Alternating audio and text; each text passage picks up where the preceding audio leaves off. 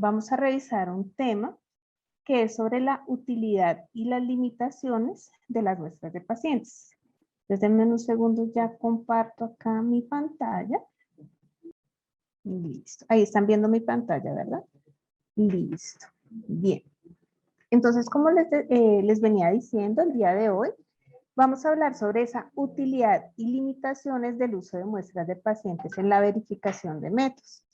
Basados en dos guías muy importantes, ¿cierto? Que son las aplicables y las que se encuentran en este momento a la vanguardia, como son la EP31 y la EP09. Desde el Sistema Único de Habilitación, pues nos piden que tenemos que hacer una serie de, debemos cumplir una serie de requisitos, entre ellos se encuentra la validación secundaria o verificación.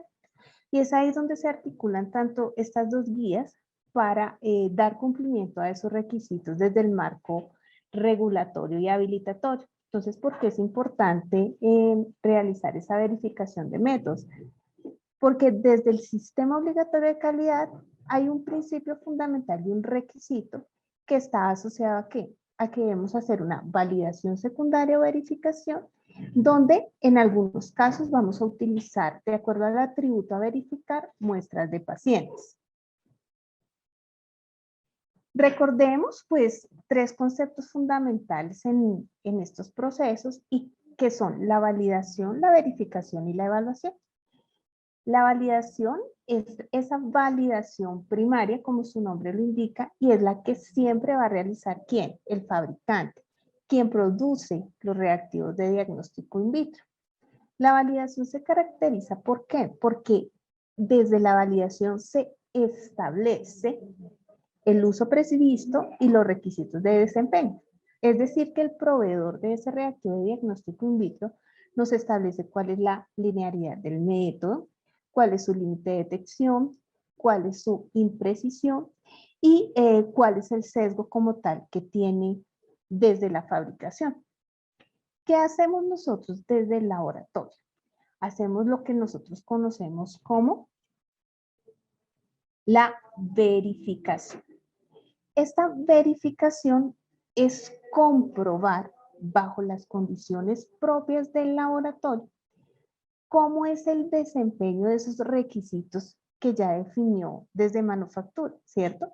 Yo sí soy reproducible de acuerdo a lo que dice el fabricante, yo alcanzo esa imprecisión, ¿cierto? Que él declaró desde su fabricación.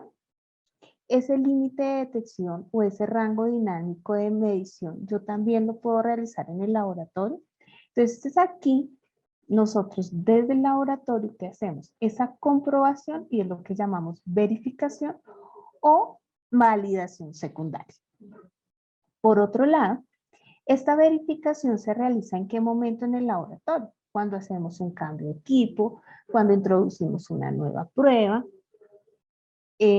cuando tenemos dos plataformas analíticas y hacemos comparabilidad entre las mismas. Y ya en todo esto ¿para qué? Para declarar el uso, que esta prueba que estamos incorporando en el laboratorio es apta para el uso previsto. La podemos aplicar en las muestras de nuestros pacientes. Ya en el día a día, ¿qué hacemos nosotros en el laboratorio? La evaluación del desempeño. ¿Y eso cómo lo hacemos?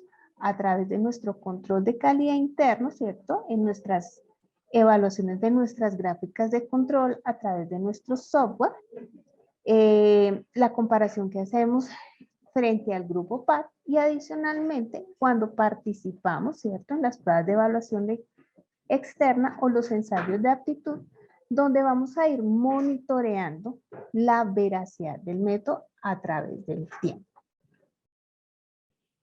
Igualmente, recordemos que la verificación o validación secundaria siempre debemos hacerla bajo dos enfoques.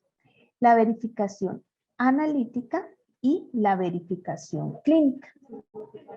La verificación analítica es la que nosotros en el día, digamos que desde que definimos nuestros protocolos de verificación, establecemos, bueno, cuáles son esos atributos intrínsecos del método, cuál es su límite de detección, cuál es su linealidad, qué especificidad analítica tiene. Y ya a nivel de atributos de desempeño, que es lo que nosotros realmente verificamos a través de nuestros protocolos de verificación, hacemos una evaluación de cuál es esa reproducibilidad intralab e interlab, que es la famosa precisión intermedia y precisión y repetibilidad. ¿Cuál es la veracidad del método? Y a partir de eso hacemos la estimación del error total del laboratorio. Adicionalmente, a partir de estas guías internacionales que han venido incorporándose y los nuevos conceptos, como es la estimación de la incertidumbre, ¿cierto? Un atributo de desempeño importante a través del cual nosotros evaluamos esa exactitud del método es a partir del comportamiento, ¿cierto? De la incertidumbre de la medición en las condiciones propias del laboratorio. Dentro de esta verificación analítica, pues vamos a utilizar, normalmente estamos utilizando materiales de control o materiales de referencia, y aquí es donde empezamos a incorporar el concepto y el uso de esas muestras de pacientes que pueden o no tener un diagnóstico conocido. Por otra parte, dentro de esta misma verificación es importante tener en cuenta esa verificación clínica, donde ya es importante incorporar unas muestras de pacientes donde ustedes ya tengan un caso clínico confirmado, ¿cierto? Que esta confirmación haya sido con el mejor comparador posible, es decir, con un gold estándar, y que realmente, digamos que desde el momento en que se selecciona la muestra, ya conocemos la condición de interés del paciente. Esta verificación clínica se emplea mucho en los métodos cualitativos, ¿cierto? Porque son métodos que tienen una respuesta binomial categórica, positivo, negativo, reactivo, no reactivo, en la cual nosotros evaluamos mucho esa verificación clínica. La verificación analítica, por su parte, la utilizamos mucho ¿en dónde? En nuestros métodos cuantitativos, donde a partir de esos protocolos experimentales que desarrollamos en el laboratorio, nosotros vamos a verificar, ¿cierto?, que los atributos de desempeño que se establecieron por manufactura son reproducibles en el laboratorio y que nosotros lo hemos ido correctamente estandarizado en el proceso de la instalación del equipo, con el fin de declarar que es apto para el uso previsto.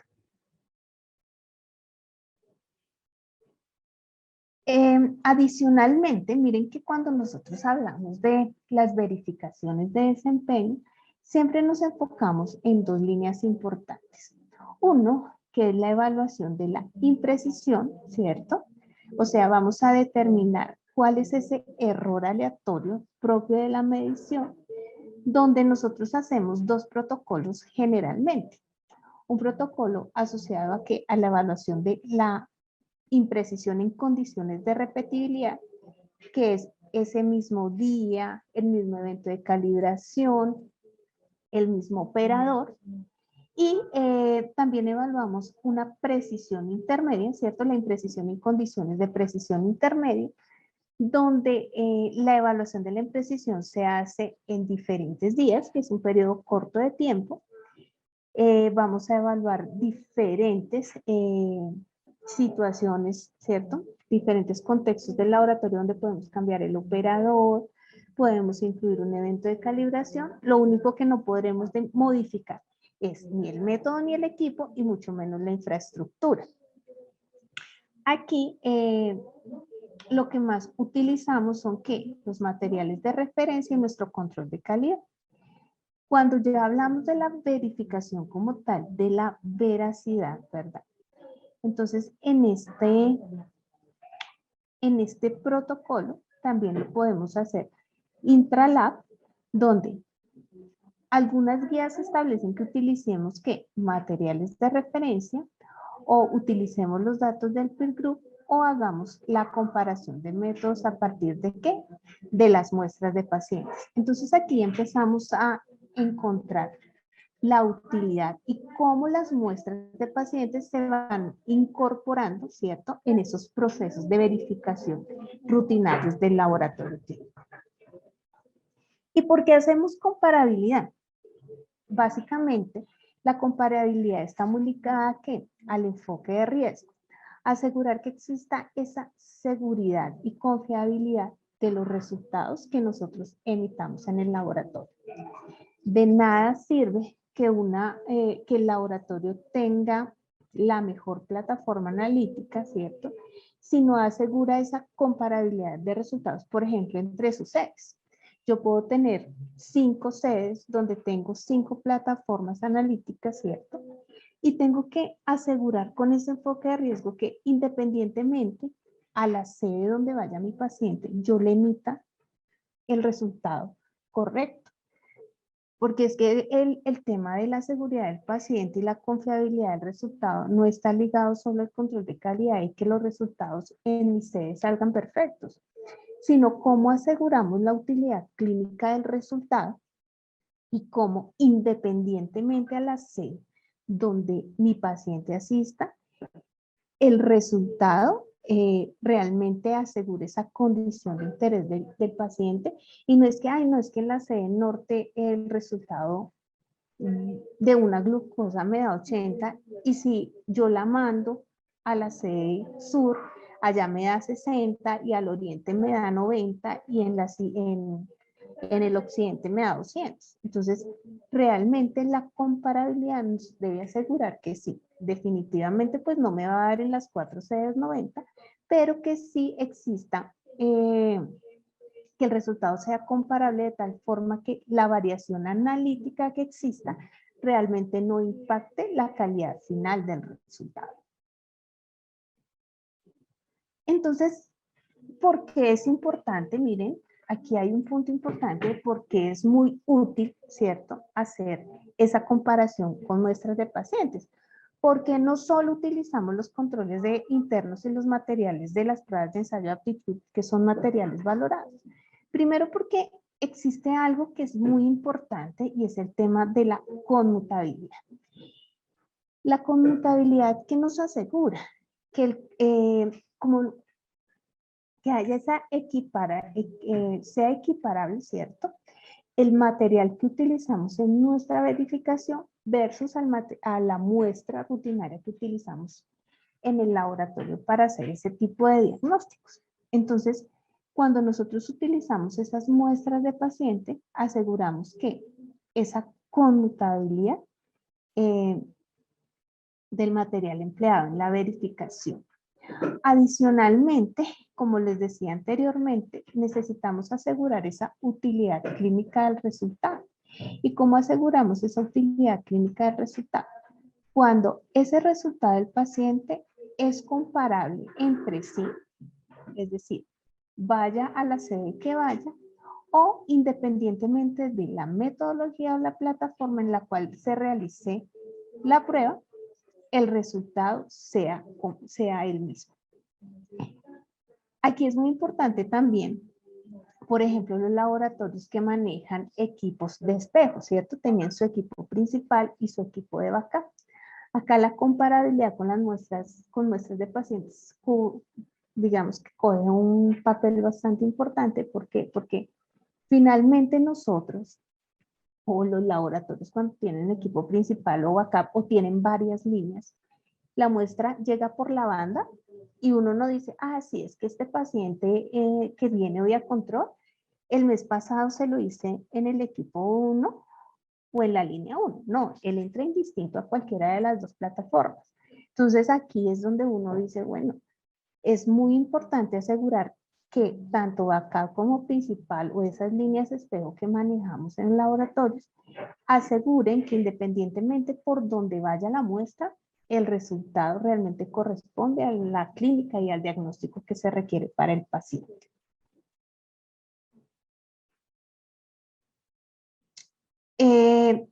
Adicionalmente, ¿cierto? Esos resultados comparables tienen que ser indistintos del laboratorio y la plataforma. Entonces, miren que acá nosotros podríamos decir, los protocolos me permiten habilitar 4, 5, 6 plataformas, no importa.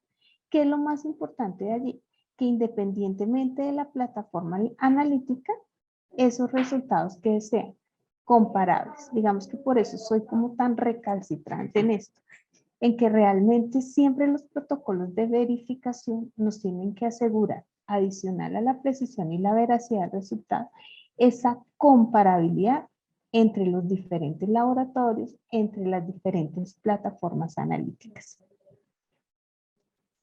Desde la norma ISO 15189, para aquellos laboratorios pues, que se proyectan en temas de acreditación, es un requisito hacer esta comparabilidad. Bien sea que estos, digamos que la norma nos dice que estas pruebas que se hagan utilizando procedimientos o equipos diferentes, ¿cierto? En lugares diferentes o en el mismo sitio, pero bajo plataformas distintas, nosotros tendremos que asegurar un mecanismo para verificar que esos resultados sean comparables dentro de ese intervalo clínico, ¿verdad?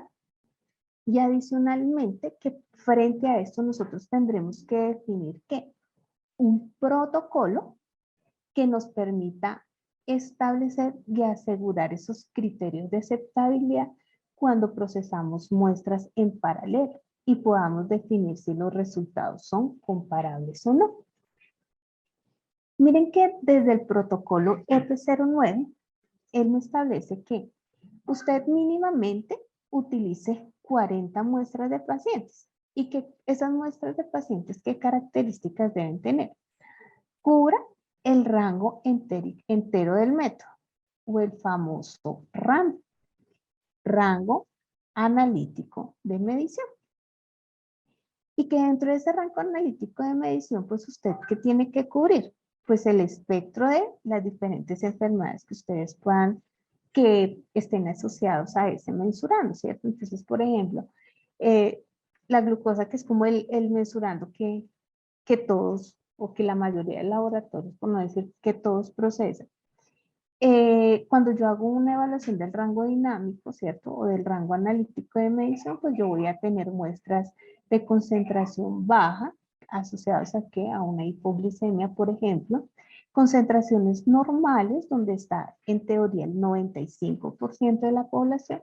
Y concentraciones altas, ¿cierto? Donde vamos a tener, digamos que de acuerdo, por ejemplo, la clasificación de la ADA, diagnósticos de hiperglicemia o de diabetes. ¿Qué también me dice el protocolo? Para estas 40 muestras usted procese por duplicado y verifique si, por ejemplo, entre los duplicados hay diferencias grandes. Cuando en los duplicados hay esas diferencias grandes, uno que puede sospechar o que hay una desestandarización del proceso, o que uno en algún momento de pronto cometió algún error aleatorio en el proceso de medición y que al repetirla, ¿cierto? Si ve que corrige, pues puede asociarlo a una aleatoriedad del proceso. ¿Qué también me dice el protocolo? Mire, usted no puede procesar en el mismo día, en la misma corrida analítica, esas 40 muestras. ¿Por qué? Porque es que la idea es que usted evalúe a través del tiempo cuáles son esas diferencias o esa dispersión que se puede presentar en las dos plataformas. Por lo tanto, el protocolo define que usted mínimamente utilice 8 muestras diarias por 5 días. Y muy importante, asegurar la estabilidad de la muestra, donde usted debe analizar mínimo dentro de las 2 horas, ¿cierto? Posterior a la toma de muestras, excepto en una prueba que tenga una estabilidad más corta, las muestras que vaya a incluir en los procesos de verificación. Por su parte, el protocolo EP31, que también nos permite hacer comparabilidad de muestras, establece que usted dentro del mismo protocolo puede comparar hasta 10 métodos o 10 plataformas. Que usted para seleccionar el N de muestras, entonces va a establecer o va a utilizar la tabla 1, donde usted a partir de la diferencia crítica, ¿cierto? Que usted va a definir como criterio de aceptabilidad, debe evaluar mínimamente 2 concentraciones y que de acuerdo a esta diferencia crítica, él le va a decir cuántas réplicas va a emplear para ese método. desde la experiencia, pues lo que uno ve es que de acuerdo a las concentraciones y al desempeño de los métodos, mínimamente siempre se incluyen 2 concentraciones y que de cada concentración se realizan mínimo 5 réplicas por el método. Es decir que dentro del protocolo experimental tengo un N mínimo de 10 muestras. Ahora, teniendo en cuenta, digamos que ya lo que nos dicen los protocolos, pues también es importante tener en cuenta dentro de los protocolos cuáles van a ser esas causas de no comparabilidad en los resultados de pacientes, ¿cierto? ¿Cuál es la limitación que ustedes pueden encontrar cuando usan muestras de pacientes? Entonces, entre ellas encontramos que, por ejemplo, si ustedes utilizan diferentes instrumentos o métodos, ¿cierto? Que utilizan diferentes muestras, pues allí no va a haber comparabilidad de resultados. Porque si en una muestra, perdón, si en una plataforma se requiere plasma y en otra suero, pues siempre va a haber un efecto de matriz que en algunos casos nos va a generar una diferencia significativa y no va a poder, esa no va a ser la mejor forma de hacer esa comparabilidad. Igualmente cuando hay diferentes metodologías, ¿cierto? Y ustedes, digamos que tienen diferentes puntos de corte o diferente intervalo biológico de referencia, aquí no es tan recomendable utilizar las muestras de pacientes como procesos dentro del proceso de verificación. Adicionalmente, que cuando nosotros utilizamos muestras de pacientes, no es fácil identificar si hay una degradación del reactivo, si hay una falla en el instrumento, teniendo en cuenta que estas muestras no tienen un valor conocido. Entonces, esas son como las limitaciones que podemos tener cuando utilizamos muestras de pacientes. Adicionalmente, que es muy importante tener en cuenta que al no asegurar esta comparabilidad de los resultados de los pacientes, pues nosotros podemos generar un impacto clínico importante desde, desde el proceso del laboratorio asociado aquí, a que podemos generar diagnósticos cerrados, ¿cierto? Podemos generar conductas médicas que pueden afectar la dosificación o el ajuste de la dosis en el medicamento de los pacientes, generando un posible evento adverso. Bueno, más allá de todo, ¿cierto? De si es útil o no el uso de las muestras de pacientes, sí es muy importante tener en cuenta unas recomendaciones propias que establecen los protocolos. Y es que desde el inicio, cuando nosotros desde el protocolo de verificación establezcamos que vamos a utilizar muestras de pacientes, lo primero que tendremos que definir es que el número de pacientes, ¿cierto? El número de muestras que vamos a utilizar. Y entonces ahí empieza un conflicto moral, ¿cierto? De todos los laboratorios, porque si la guía de P09 me dice, no, mire, es que usted debe tener mínimo 40 muestras y esas muestras debe procesarlas por los métodos 2 o 3 o los que vaya a comparar. Entonces uno dice, y bueno, y si estas muestras, por ejemplo, en un laboratorio de biología molecular, o si lo que yo quiero hacer es comparabilidad con líquido cefalorraquídeo, donde me llega uno cada, no sé, cada cuánto, yo cómo aseguro que realmente pueda tener 40 muestras de pacientes. Entonces empieza uno ahí como con el dolor en el alma y dice, no, yo con eso no podría completar el protocolo.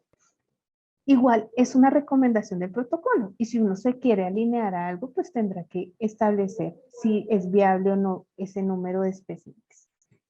Adicionalmente, estas muestras de pacientes deben ¿qué?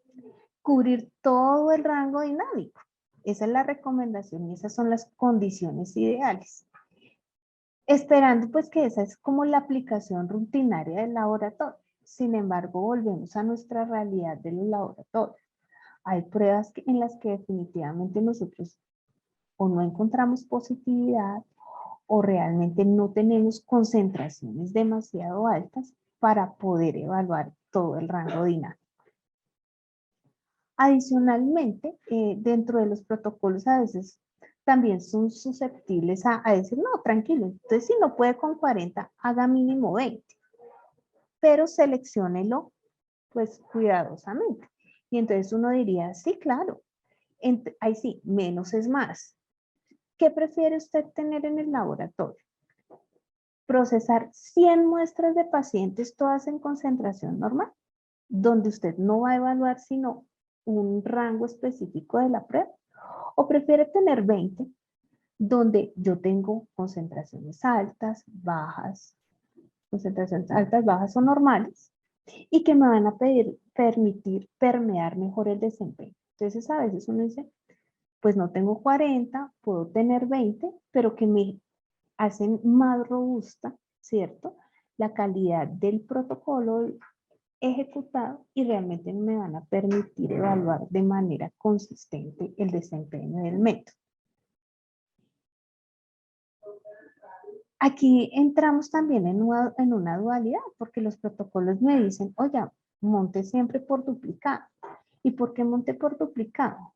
Para asegurar que esa muestra que usted procesa está libre de error aleatorio y que si usted es reproducible, ¿cierto?, en el resultado que está generando. Y entonces uno empieza a hablar sobre el costo de efectividad de hacer una verificación, donde uno dice, venga, pero pues yo sí quiero montar esta prueba, ¿cierto? Pero yo no tengo un volumen tan alto donde muy probablemente el costo de la verificación me va a salir mucho más costoso que el costo prueba. Entonces aquí también los protocolos le pueden a uno generar, o sea, ahí sí, te presentan el mundo ideal, pero la realidad de los laboratorios es que nosotros tenemos que ser costo efectivos y tener mucho sentido común al definir estos protocolos de acuerdo a las condiciones propias de nuestros laboratorios. Muy importante desde los protocolos de muestras de pacientes. Nunca, nunca, nunca, nunca procesarlos en una única corrida analítica para evitar, ¿cierto? O que se reproduzca una falla que pueda estar presentando el equipo y podamos ver de manera consistente las diferentes variables de desempeño que puede tener la plataforma a través del tiempo. Adicionalmente, miren que cuando nosotros definimos y decidimos utilizar protocolos con muestras de pacientes, otro aspecto importante que tenemos que definir es el periodo de tiempo. Entonces uno dice, bueno, ¿y si yo voy a utilizar 40 muestras de pacientes y a mí solo me llega una muestra diaria, entonces me demoro 40 días? Entonces uno dice, no, realmente ese tipo de concepción del protocolo no es efectivo para el laboratorio y realmente no me genera una aplicación real para lo que yo necesito establecer y poner en marcha, ¿cierto?, cada una de mis pruebas. Adicionalmente, si nosotros vamos a definir un tiempo, como les decía, no puede ser un tiempo tan largo, pero tampoco puede ser un tiempo de corto. Las guías siempre nos van a recomendar un mínimo de 5 días. Máximo en los protocolos de verificación se establece que sean 20 días para evaluar la estabilidad del desempeño del método. Si en un momento dado, ¿cierto? La estabilidad del espécimen generalmente la recomendación en el uso de las muestras es que se procesen dentro de las 2 horas posterior a su extracción. Si no es viable, pues nos podemos apoyar ¿en qué? En mejorar la estabilidad a través de qué. Uno, pues separando suero-plasma, ¿cierto? Porque sabemos que cuando dejamos el tubo, digamos, por ejemplo, la glucosa, un tubo sin centrifugar pierde la calidad del mensurando más o menos el 4% cada hora. Entonces, nosotros, ¿cómo podemos asegurar si no vamos a poder procesar dentro de esas 2 horas?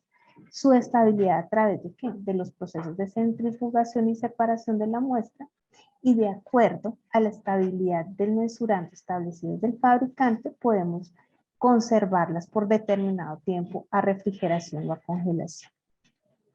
Ya si hay pruebas como son el lactato, el amoníaco, que su estabilidad no es de 2 horas, sino tiene que ser mucho menor, pues tendremos que ajustar los tiempos a qué? A esos tiempos de estabilidad de esos mensurandos con el fin de asegurar que las estadísticas que calculemos a partir de los resultados realmente me permitan evaluar esa veracidad y calidad y reflejen realmente el desempeño técnico de la prueba. En el escenario ideal, como les decía, los protocolos siempre nos dirán que utilicemos muestras que cubran todo el rango dinámico, pero siempre existe una alternativa para todo.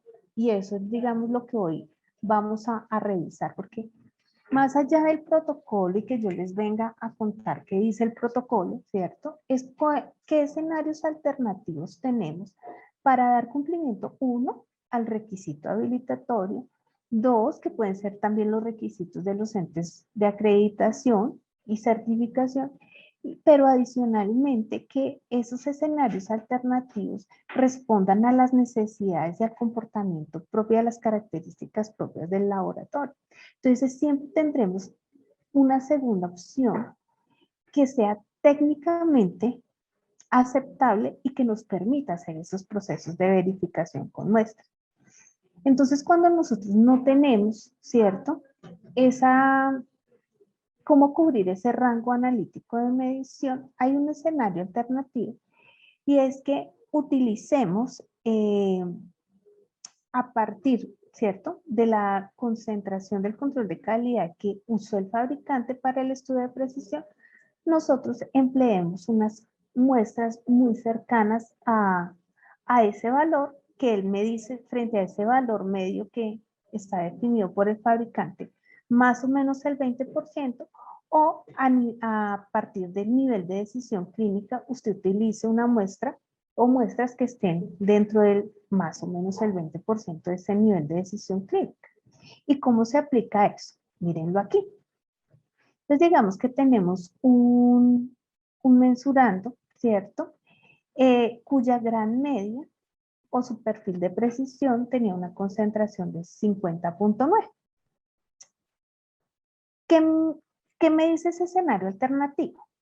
Utilice muestras, ¿cierto?, que estén dentro de más o menos el 20%. Es decir, que yo, ¿qué voy a hacer? Voy a sacarle a este 50.90 el 20% y eso me va a dar un intervalo inferior y superior. Entonces, miren, 50.9 más el 20% me da 61.1. Y 50.90 menos el 20% me da 40.7. Es decir, que yo ya no necesito utilizar todo el rango dinámico de la prueba, sino que puedo buscar dentro de esas muestras de mis pacientes, muestras que se encuentren entre 40.7 y 61.1.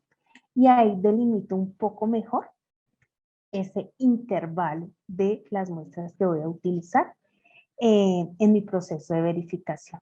Entonces miren cómo ya vamos reduciendo, ¿cierto? Ya no es todo el rango dinámico, sino nos ajustamos a unas características que son un poco más asertivas y que digamos que este tipo de muestras ya son mucho más fácil, de mucha más fácil consecución en el laboratorio. Y entonces aquí viene un tema, y es que, bueno, ya definimos la concentración, ¿cierto? Entonces ya tenemos dos opciones en la concentración. O el rango dinámico, el rango analítico de medición, que pues ustedes mirarán dentro de su laboratorio si es posible o no. No lo tengo. Listo, doctora, no lo tiene. Ahora entonces, ¿cuál va a utilizar? ¿Cuál es su segunda opción? Pues frente a su control interno, mire más o menos el 20% de las muestras por arriba y por abajo. Y esas son las que va a incluir. Pero ¿y ahora cuántas muestras voy a utilizar? Y entonces uno ahí empieza a decir, bueno, pero si el protocolo me dice 40 y yo realmente, yo voy a utilizar esa acá líquidos cefalorraquídeos, yo no consigo 40 muestras. Y resulta que me está diciendo que más o menos el 20% o en el rango dinámico. Y entonces si mi rango dinámico va de 0 a 1000, ¿yo cómo voy a conseguir 40 muestras en ese espacio? Entonces miren que aquí viene algo muy importante y es que a veces menos es más. Y viene otra alternativa. Vienen varias estrategias a través de las cuales ustedes podrán definir cuál va a ser ese tamaño de muestra que van a procesar y que van a incluir en esos protocolos de verificación. Y van a tener un sustento técnico para definirlo. Y no, no, es que yo voy a amanecer iluminada y lo voy a manejar así. No, siempre todo lo que nosotros, las decisiones y las estrategias tendrán que estar basadas en conceptos técnicos y protocolos que apoyen las decisiones que tomamos nosotros como los profesionales del laboratorio que somos. Entonces, el día de hoy vamos a ver 3 estrategias fundamentales. La primera, que ya la vimos, ¿cierto? Que es definir el número de muestras de acuerdo a lo que establezcan los protocolos del CLC. Ya vimos que por CLC y EP09 nos dice que usted puede utilizar 40 muestras, mínimo 20, y que esas 40 muestras usted tendrá que procesarlas mínimo en 5 días, 8 muestras cada día. Entonces ahí ya tienen una forma de aplicar un protocolo. Entonces ustedes tienen que ir pensando, y yo sí alcanzo con esas 40 muestras, y yo sí puedo cumplir ese protocolo tal y como lo digo. No, resulta que no. Resulta que yo no tengo 40 muestras. Entonces me voy por la segunda estrategia. Tengo una segunda alternativa y es definir un porcentaje proporcional al número de muestras procesadas en el laboratorio en 20 días. Es decir, si yo, por ejemplo, en esos 20 días, ¿cierto? Yo debo sacar un promedio de los 20 días del número de muestras que me llegan para determinado mensurante y yo puedo decir, bueno, listo. Entonces, en esos 20 días, yo voy a tomar diariamente el 10% y ese es el que yo voy a procesar durante mis 5 días. Entonces, por ejemplo, yo calculo en esos 20 días que me llegan 40 muestras para una LDH.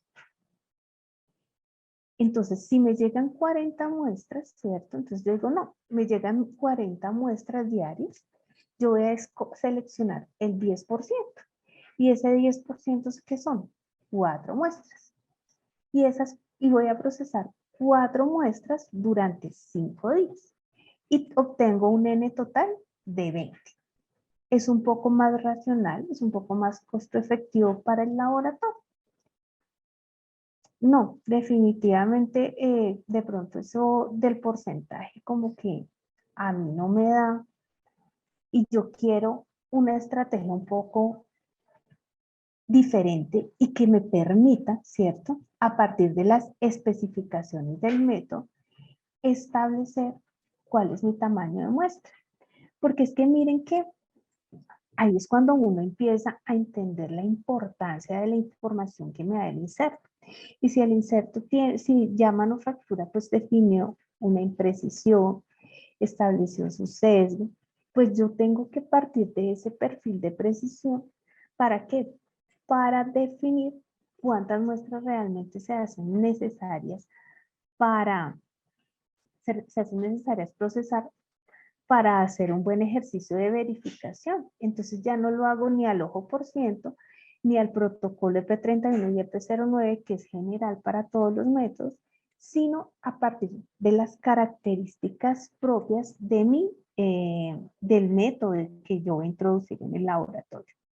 ¿Por qué? Porque es que a mayor imprecisión, o sea, entre mayor sea la imprecisión de mi método, pues yo necesitaré un N un poco más representativo. Pero cuando yo tengo método que es supremamente estable, que tiene unos coeficientes de variación declarados supremamente pequeños, pues yo ya puedo aplicar una fórmula de muestreo que me va a permitir, a partir de estas especificaciones del método, definir un tamaño de muestra un poco más asertivo para el proceso. ¿Y cómo se hace? Entonces, miren, acá tenemos un mensurando, ¿cierto? Que es un lactato de una prueba, donde dentro de lo que me declara manufactura, pues me establece cuál es su perfil de precisión. Entonces, existe una fórmula de tamaño de muestra donde me dice, mire, usted puede establecer, ¿cierto?, el tamaño de muestra a partir de la precisión total y donde usted puede aplicar que simplemente multiplique 2 veces la desviación estándar al cuadrado, a eso multiplíquele un z medios más un z alfa y un z beta, y eso divídalo por la diferencia crítica al cuadrado. Y entonces uno queda como en la incertidumbre, ¿cierto? Y eso, ¿cómo se hace? Entonces, esto es muy sencillo, mis doctoras. Miren cómo lo deben trabajar cuando a ustedes les llegue la prueba y la vayan a incorporar por primera vez. Entonces, lo primero que hay que tener a la mano es que el inserto. Teniendo a la mano el inserto, ¿ustedes qué van a buscar? La información de quién, de la precisión total.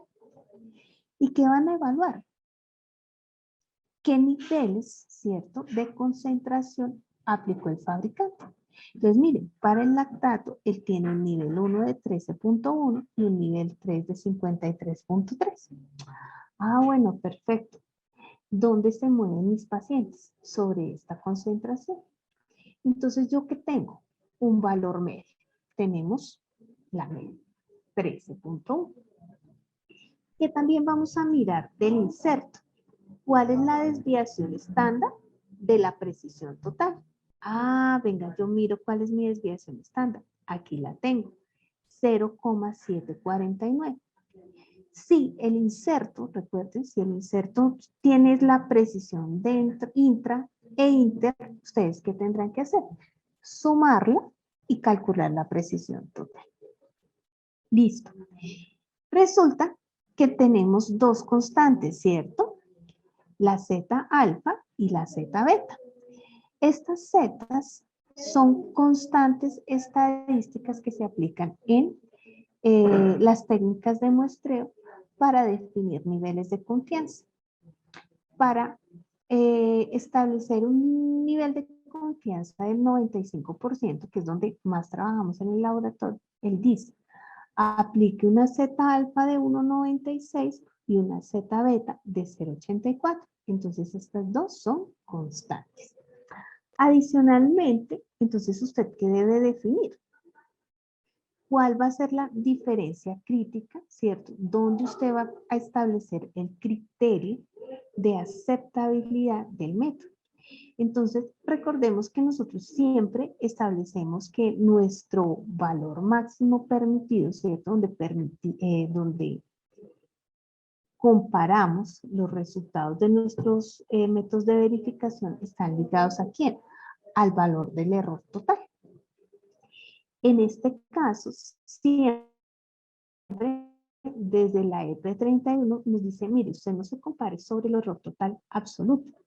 Compárese frente al 70% del error total para que haga un poco más exigente y de mayor margen de seguridad al proceso de verificación. Entonces, ¿nosotros qué hacemos? A partir de este error total, ¿cierto? Y esta diferencia crítica, tendremos que definir cuál es el error total en unidades de medida y cuál va a ser la diferencia crítica en unidades de medida. Entonces, ¿para qué? Para poder calcular este d cuadrado. Entonces, ¿qué vamos a hacer? Tenemos un valor medio de 13.1. A este 13.1, ¿qué le vamos a calcular? El error total, ¿cierto? Para el lactato recuerdan que existen las tablas de la variabilidad biológica y que por allá hay una página que se llama EUVIVAS, o para quienes la conocen es EUVIVAS EFLM, donde están todas las especificaciones de calidad de los métodos que tienen variabilidad biológica. Entonces, cuando yo me voy a esa tabla y a esa página, yo busco las especificaciones de desempeño. En esas especificaciones de desempeño, ¿qué se encontró? Que para el lactato, ¿cierto? La especificación en términos de error total para el nivel de calidad mínimo es de 11.5. Entonces acá pongo mi error total. ¿Qué tengo que calcular? El error total en unidades de medida. ¿Y cómo calculo ese error total en unidades de medida? Entonces, a partir de la media, le saco el 11.5%. Eso me da 1,50 miligramos por decilitro. Muy bien. Ahora, ¿qué tengo que hacer? Ya dijimos que la diferencia crítica que se tiene que aplicar aquí en la fórmula tendrá que ser no el error total completo, sino el 70%. Entonces, a este 1,50 que le voy a sacar el 70%. Al calcularlo, ¿cuánto me va a dar? 1,05. ¿Listo? Adicionalmente, nosotros tenemos un K, ¿cierto? Al 95% de 2. Entonces, simplemente, ¿qué voy a hacer? Reemplazo en la fórmula. 2 por la desviación estándar ¿de quién? De manufactura de la precisión total. Esto lo multiplico por mis dos constantes, ¿cierto? Por el Z alfa más el Z beta. Lo elevo al cuadrado y lo divido ¿en quién? En la diferencia crítica en unidades de medida. Miren que cuando yo aplico toda esta fórmula, que ustedes la pueden encontrar en el internet, ¿qué identifico? ¿Cuál es el tamaño mínimo de muestra para hacer la comparación de métodos? Y miren, bajo este perfil de precisión de esta prueba, me dice usted mínimo tiene que hacer la comparación de sus métodos con 8 muestras de pacientes. ¿Esto qué me hace ver? Que el mecanismo, ¿cierto?, en el que yo defino el tamaño de muestra es un poco más real a las características de la prueba. Y para mí como laboratorio es mucho más fácil conseguir 8 muestras de pacientes y no las 40 o las 20 que me está pidiendo un protocolo de P9. O al ojo por ciento definir que mínimamente, ¿cierto?, todos los días voy a procesar el 10% de las pruebas. Simplemente mire, yo ya voy a seleccionar 8 muestras de pacientes para poder evaluar el nivel de desempeño de esta prueba, teniendo en cuenta que, su precisión total, ¿cierto? Y sus características de desempeño propias desde manufactura. Entonces, miren qué tan chévere es aplicar, ¿cierto? Apoyarse en herramientas estadísticas que existen y que técnicamente son válidas para poder definir unos mejores tamaños de muestra y no irse simplemente como en el proceso general, sí, voy a utilizar 40, voy a utilizar 20. No, miren, bajo mi prueba, bajo las condiciones de precisión que él declara, yo ya no necesito 40. Yo con 8 muestras de pacientes puedo hacer perfectamente esa comparabilidad. Es por eso que siempre, finalmente, ustedes, cada vez que definan y decidan hacer un protocolo de verificación, hagan siempre todo con enfoque de riesgo. Analicen realmente cuál es el impacto de la prueba, ¿cierto? ¿Cuáles son esas condiciones y calidad de muestra que yo puedo tener en el laboratorio? Evalúen las especificaciones de desempeño de sus pruebas. Miren cuáles son sus características operacionales, cuál es la disponibilidad y número real de muestras procesadas para el laboratorio, para que apoyados en herramientas estadísticas como la que les acabo de mostrar, ustedes puedan definir un N mínimo y que sea sustentable y sea viable manejarlo dentro de los protocolos de verificación del laboratorio.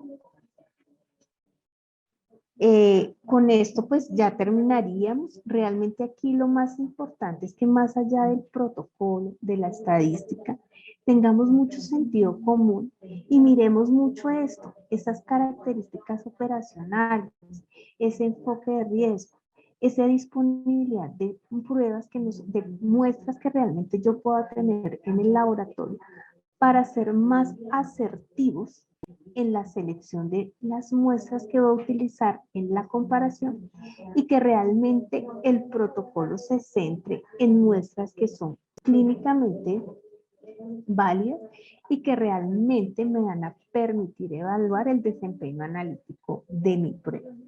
Entonces, muchísimas gracias.